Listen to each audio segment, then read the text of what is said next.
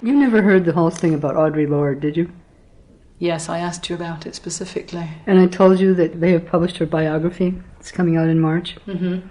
And it was discovered, did I tell you, that I've been totally vindicated? Well, I'm trying to remember the author's name, but W.W. Norton Publishing Company is bringing out in March 2004 a biography of Audre Lorde. And in that biography, the author explains that they discovered in the archives in Spelman College, where the papers of Audre Lorde were kept, that she had received a letter from me. I had responded to her, and she had hidden it for all these years while she was going all around the world saying that I had never answered her. And it's a damn good letter. I wish I had brought it, but I don't have it with me. You still have a copy? Oh yeah, I have it because she sent it to me. The author of the biography, whose name I always suppress. I can't think of it right now. But I have a copy, 2 copies, and I intend to publish it. Mm-hmm. And she's publishing it also in the biography, part of it anyway. But Audre Lorde, that's what you should have, is a copy of the vindicating passages by this woman. The thing is, she devoured energy from everyone.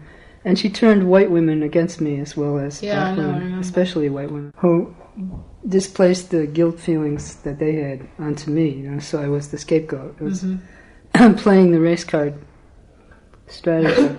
But there's correspondence between Audre Lorde and Adrienne Rich, and passages in which Audre Lorde explains that she had this terrible anger and she had to diffuse her anger, she had to get rid of it, so she used me. And although she doesn't use the word scapegoat, that's it. So I became the target.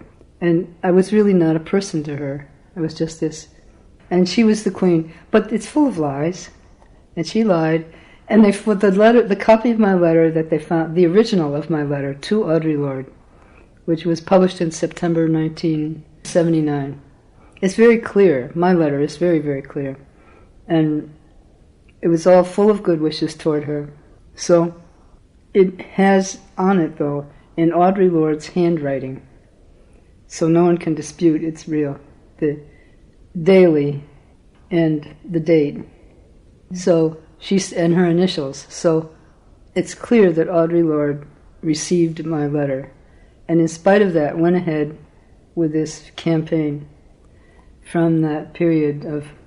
She really published her book, Sister Outsider, in 1984, I think, but something else before that. But pretending that I had never answered. It happened in England, everywhere, like in London.